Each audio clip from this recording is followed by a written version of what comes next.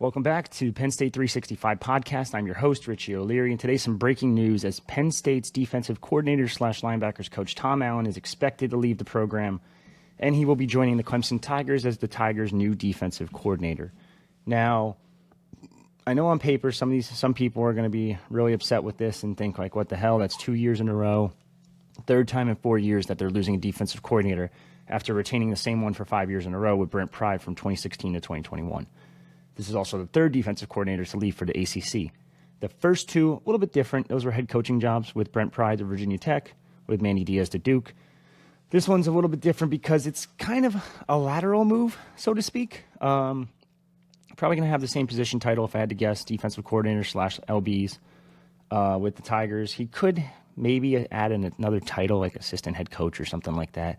They just kind of throw titles around just for more money and salary bumps and stuff like that. So he was rumored to be making 1.5 at Penn State per year. If you look at Clemson's assistant coaching salary pool, they are third most in the country when it comes to spending money on assistant coaches.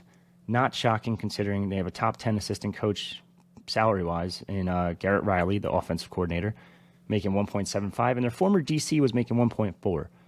So I'm assuming he'll probably get a pay bump around that 1.75 range, maybe a little more.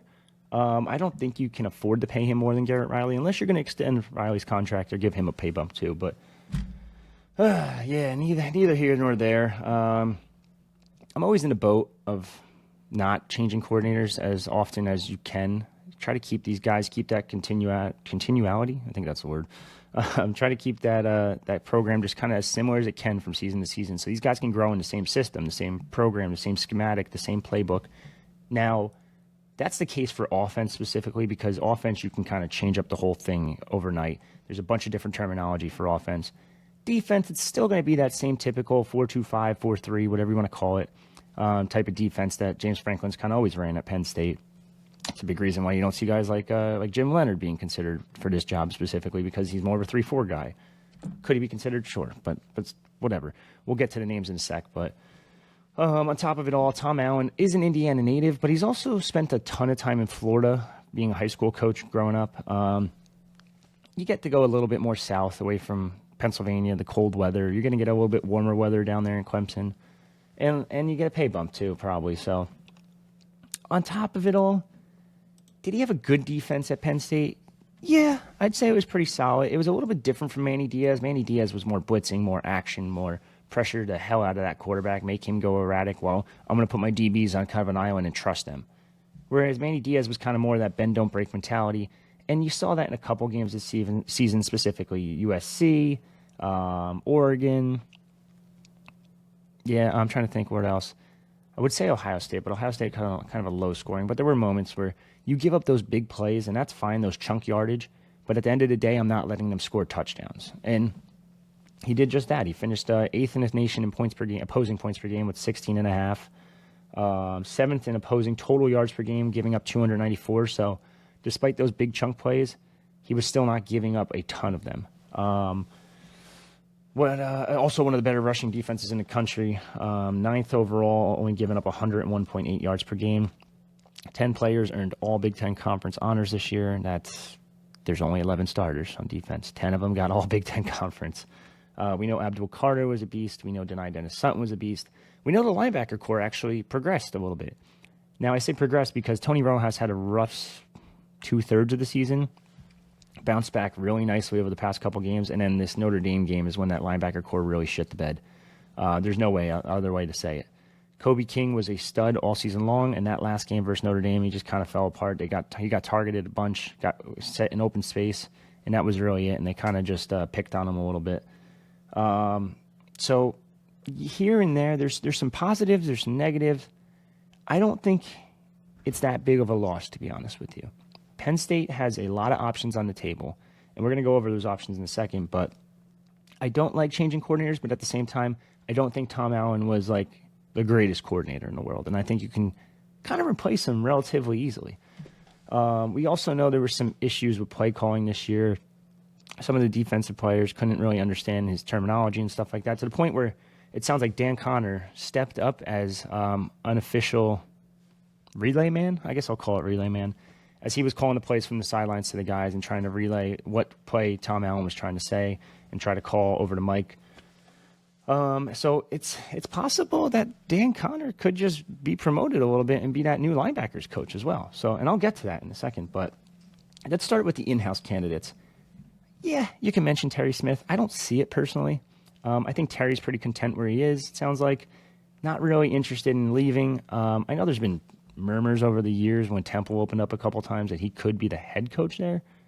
And I feel like that's the only type of scenario where I can really see him leaving. It'd have to be like a Temple job opening up and them pursuing him.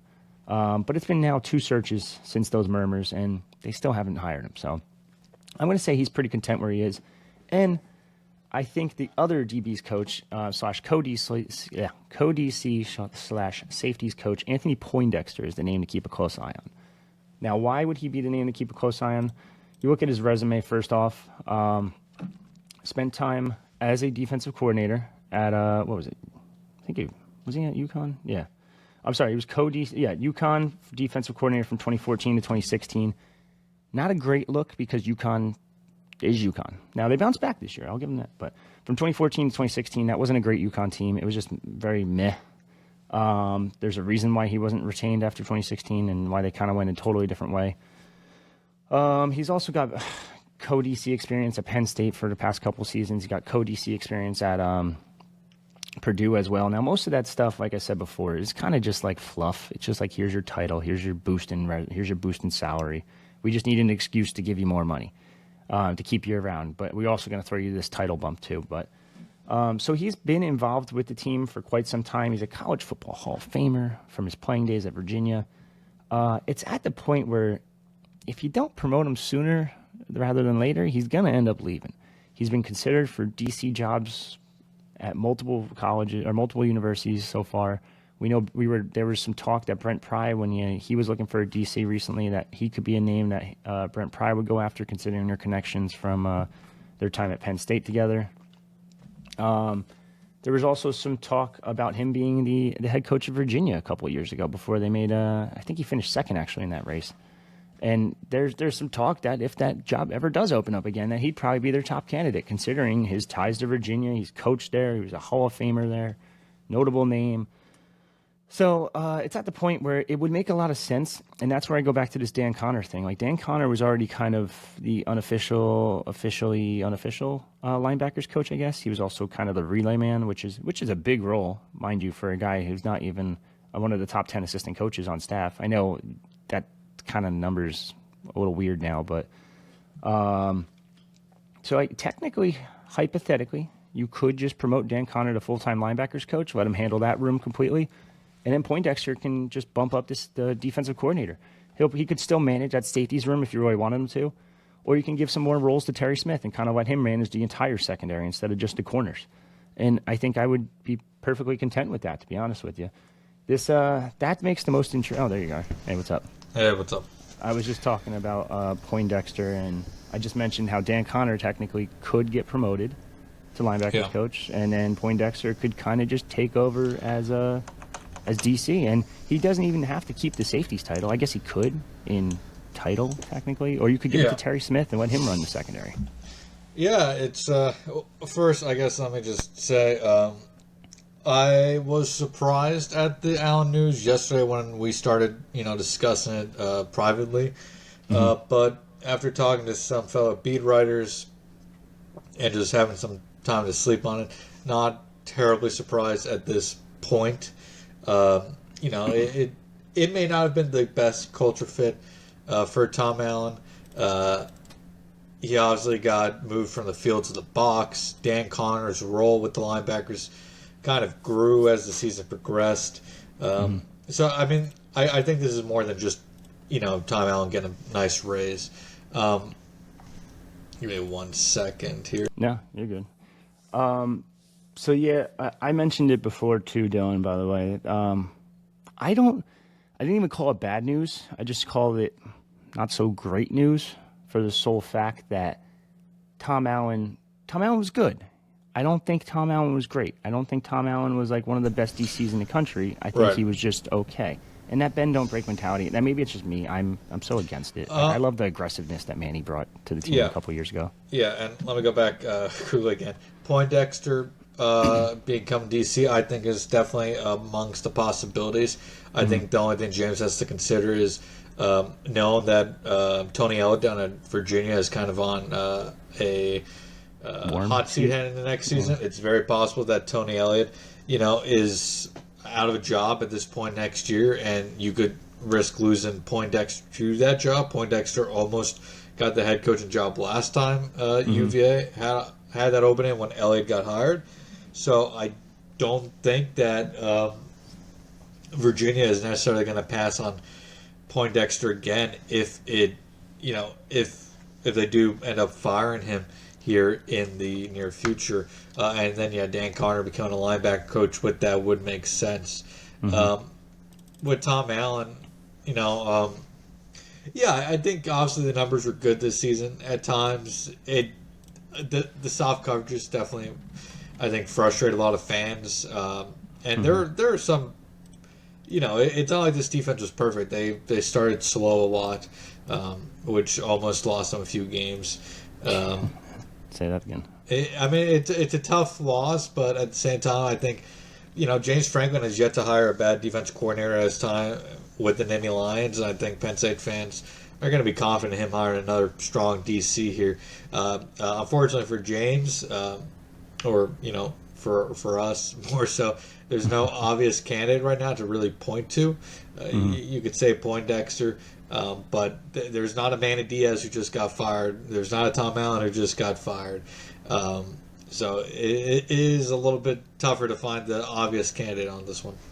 Yeah, timing-wise, it's not great. I mean, yes and no, because the AFCA convention just started yesterday, so I guess you could technically do unofficial interviews there and kind of kick the tires on some guys.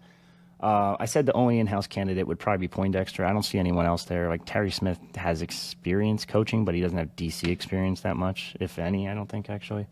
But besides the point, out of house, we know the name that everyone keeps mentioning nonstop. It's Jim Knowles, and now he's been mentioned the past 2 cycles that the DC spot has opened. It's a little bit different this time around. He makes a ton of money. He's making $2.2 million right now at Ohio State. It's top 5 in the country in terms of assistant coaches. Could Penn State match it? I'm sure they could. Would he want to leave is the question. You're muted, just FYI. People have always said that Ohio State job is not a quote-unquote fun job because of the level of expectation that comes with that job.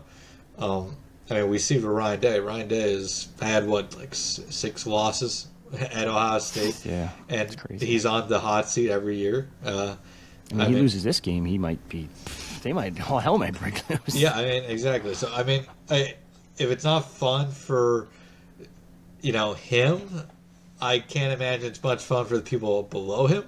That makes sense. But yeah, if Penn State would hire Jim Knowles, they'd probably have to make him the highest paid highest paid coordinator in the country. I think the current highest paid coordinator makes about $2.5 million. So you're talking almost close to $3 million. And Knowles is already in top 5. Top 3. Top 3. Exactly. So Knowles has been a candidate in the past, so I'm sure James will give a phone call, but I don't expect that one to go anywhere just because it would take quite a bit. Unless, I just said it's not on Twitter, it's not always a money thing when it comes to these decisions. So perhaps I imagine with Tom Allen at Penn State, it likely was a culture thing, more so than not. Perhaps with Jim Knowles. Perhaps Jim Knowles doesn't feel like he's a great fit for the culture at Ohio State or something.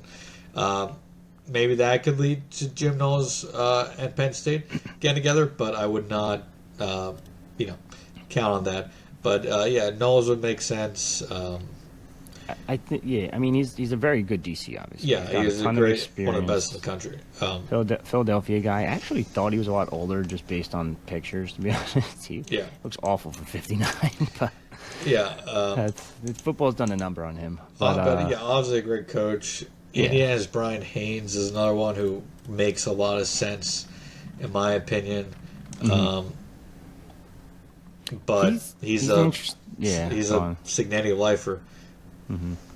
That's a tough one. And Cignetti, we know Indiana's got significant slush fund now, as you can tell on the recruiting trail and the transfer portal. But I'm assuming they would probably pony up to keep him and that's a big if Cignetti wants to keep him. If they don't want to keep him, or they feel they can just get someone else, that's maybe you could kick the tires there. Yeah. I know our podcast co-host / one of our writers from Happy Valley Insider, Marty, mentioned D'Anton Lynn, Penn State alum, UCLA defensive coordinator. Got by USC last offseason. Yeah, top 20 in the country in defense with UCLA in 2023. Now, USC's dropped a little bit. It was like 57th in the country in terms of opposing points per game. But that was never going to be a one-year turnaround. Yeah, I mean, that offense stunk, too, so that doesn't help things around the field all the time. Yeah, he makes sense. I mean, at the end of the day, James is going to have to make a quote-unquote power play here. Mm-hmm. He's going to have to poach somebody from a pretty damn good program probably to, make a strong hire here. And on one end, that's where Penn State should be in these situations.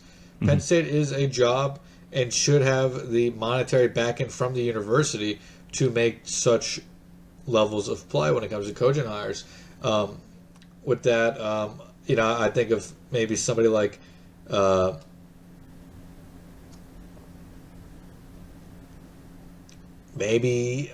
trying. It's hard to remember who runs the right defensive schemes, but Aaron Henry makes sense he's just so young as a potential option. It's risky. Yeah. Ryan Walters was out there, but he just got hired by Washington. Mm-hmm. I don't know if he would have been a great fit schematically necessarily, but people are going to bring up Jim Leonard, but not a schematic fit. But additionally, Jim Leonard's now been out there for 2 years. Mm-hmm. There's a reason. There's a reason he's out there still, which none of us know right now, but it is interesting to think about why. Let me spitball this name to you, just because I know we both have familiarity with him from other sites that we've covered. Joe Rossi. Now, I know he wasn't great this year at Michigan State, but he had some pretty good defenses at Minnesota. He had some pretty good defenses at Rutgers. So Big Ten experience. Has been a name connected to Penn State, the Penn State job in the past. Mm-hmm. It was his first year as DC at Michigan State, and it wasn't a great year. I know there's a big transition there because of new coaching staff, etc. But a guy that would make a lot of sense, I feel like. Pennsylvania guy, $1.5 million salary with Michigan State, so definitely something that Penn State could, outbid for. That one could make sense. I don't think Penn State fans would love it just because he's coming off back-to-back rough seasons. Mm-hmm. But yeah, definitely a name that could be one that pops up in the discussions we have over the next days or weeks. Yeah. The name I would have went out there, another guy you and me both are highly familiar with, would have been Corey Heatherman, but he just got 100%, hired by Miami to be their DC. Perhaps it's early enough in that process. I know he's officially got hired there, but maybe it's early enough in that process that you can potentially convince him to come to Penn State if you wanted to, but I'm not sure what he got paid by Miami off the top of my head. Miami's got all the money in the world, it sounds like. But he would have made sense. Harris Simiak just took a job with UMass. Now, obviously, Penn State could outbid UMass for Harris Simiak, but as a few people have brought up now to me, and I 100% agree with this, if you take the UMass head coaching job, you probably just want to be a head coach. So I don't see him backing away from the UMass job if Penn State would come knocking. No. So I could tell you, just because I know it more than most, he was making 1.5 last year at Rutgers. Yeah. They offered him 1.75. UMass said, screw it, 2.1, I think it was, 2.2. Yeah. And they gave him a little money to work with. They're in the MAC now, so not really a better job joining the shit team anymore. I mean, it's funny. He hired a DB's coach already in Trey Bell, Jersey guy, and he already left.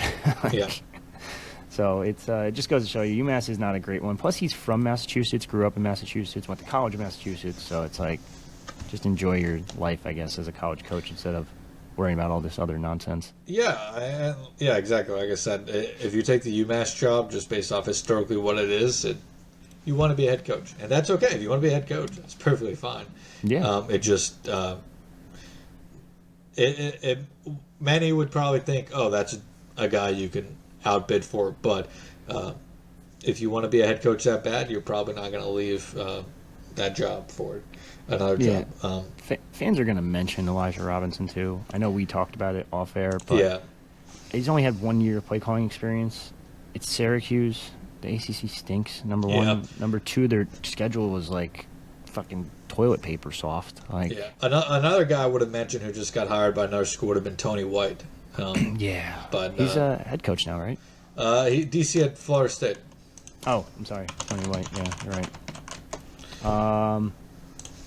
There's no way, right? They would look back into Tim Banks.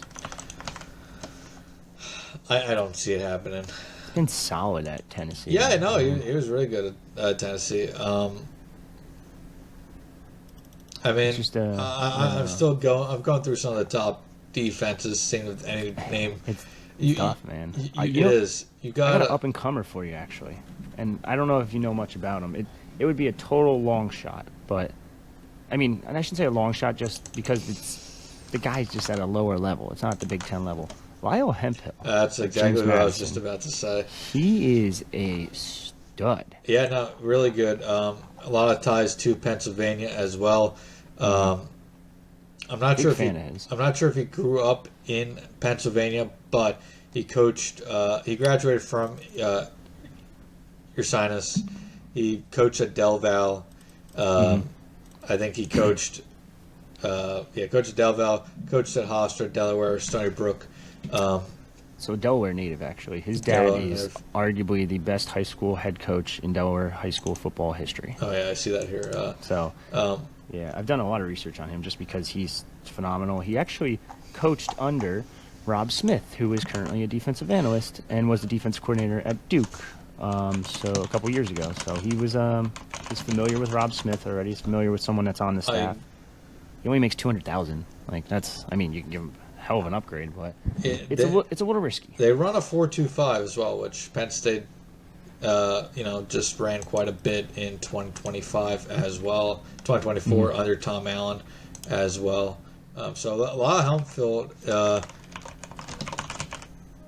does make a lot of sense from a schematic point of view, from ties to the region point of view. The question is, we're kind of in a similar situation right now in this discussion as we were a year ago. Penn State is in a spot where, despite what they're going to be losing defensively this year and potentially offensively, I mean, as we record this, Nicholas Singleton is not in the student directory at Penn State currently. Katron Allen still is. That doesn't mean Katron's staying. Nick is necessarily leaving. But Nick isn't in the directory, so Penn State could be leaving Nick. Katron could be headed to the NFL as well. We're not sure. But even though what they're losing on both sides of the ball, this is still a team that could compete for a national championship next season, which means, James really has to get this hire right. I mean, because 2024 is probably their best chance on paper, if not, maybe in 2023 you could argue was maybe going to be their best chance. But I should take that back. But 2024 is probably their best chance considering the path and everything. That being said, 2025 they still have a really good chance to be a title contender. And then you lose Drew after next year no matter what. I know a lot of people are down on Drew right now, and I get that, but still one of the better quarterbacks in all of college football, has an opportunity to bounce back. So it's a really important hire for James, considering what is at stake for next year, because it's probably fair to expect that you're going to see a little bit of a down year in 2026 when whoever is the next starting quarterback takes over. Let's focus this one real quick on the DC again. Yeah, and we can do something small on Singleton because that's interesting actually, and I want to do something completely different on that because we could talk about how that's going to work out. But Hemphill was a name. I'm trying to think of who else. I really don't see anyone else. Deanton Lynn, I know we mentioned. Joe Rossi. Poindexter. I feel like Poindexter makes the most sense considering everything, but that's just me personally, and you get to keep it in-house. But again, if he leaves after a year, then you're going 4 coordinators in 3 years, 4 years, 5 years? I forget. I don't know. Lyle Hemphill makes a lot of sense if you want to go with an up-and-comer, to be honest with you. Now, I'm looking at like some of his stats. He was giving up 20.8 points per game this year. If you take away that crazy game where they defeated North Carolina by 20 and they won 70-50, he only gave up 18 points per game this season. Like, he's coached Boogie Basham at Wake Forest. Jesse Bates he's responsible for. Yeah. There's a lot of ties there. Yeah, and I think, going back to Tom Allen leaving quickly, I think what's hard for Penn State going forward is with Tom Allen, on paper, it was a hire that you looked at it and said, oh, he could be here for a couple of years because it didn't seem like he was going to want to get back into the head coaching gigs quickly. He was getting well compensated from Indiana, so money shouldn't have been an issue, which is why I said I think this is beyond money. I think this is, maybe a cultural fit or something along those lines. Maybe there was just not a. It's not always going to be a great fit, and perhaps he thinks Clemson will be a better fit. We'll have to see, but yeah, that's the only thing that I think really sucks for Penn State is that Tom Allen seemed like a potential long-term type of hire, and now you kind of go back into guys who, if they do well, they're going to take head coaching jobs, which is what you want to see if you're a head coach from your coordinators. But, it is hard for most programs to win when you replace your coordinator every year, every 2 years. I mean, this will be, their third defense coordinator in 4 years now. So it's a tough one. Finding the next Brent Prize is the guy. Maybe that's Joe Rossi. Joe Rossi's been in D.C. for a while now. So we'll see. I have a couple messages out to our Michigan State friends to see if they know anything about Joe Rossi's buyout. So they actually said give them 1 second and they can tell us what the buyout is. Gotcha. I can't imagine it being that much, to be honest with you. I'm trying to... There's just not a ton of names out there. It's still very early, too. Yeah, I know. It is, the whole saga is less than 12, is a little over 12 hours old, and it's only been official for about 30 minutes now. So, really early on. I mean, we are purely speculating at this moment in time. James probably has a short list of people, but and he probably has a guy that he really wants to target. But at this moment in time, it is all speculation, and I'm gonna be honest about that one. But those names that we mentioned, I wouldn't be surprised to see, or wouldn't be surprised to hear are on James' list for this opening. Yeah. All right, so that's all we really got for the defensive coordinator stuff. Pretty, I guess not short podcast, but not super long either. Yeah. So we'll get this one out there to you guys. If you haven't already, hit the subscribe button down below somewhere over here. Well, here, let me pull up the. Let me see if the numbers are in this story they sent us. Check it out real quick. See if Joe Rossi's buyout. Not that it matters really, because I don't think he'll be the guy, but never say never, I guess. All right, Joe Rossi. Compensation in 2025 would be 1.6, 1.7 in 2026. There's no buyout number here, but 1.6. I mean, you probably assume it's around the 3 mark, maybe. Yeah, probably fair. Yeah, it's a. But it's a name. Yeah, he's the highest paid coordinator or assistant coach at Michigan State. Okay, so something to monitor for sure. But yeah, if you haven't already, check us out on the Penn State YouTube channel below. Hit the subscribe button. It's free. It's easy. It's simple. Check us out on pennstate.rivals.com. We had this info about Tom Allen over 24 hours ago. Well, it's probably 2 days ago at this point. So yeah, check out the Lions Den forum and all that other good stuff. But for me and Dylan, it's another episode of the Penn State 365 podcast. Signing off.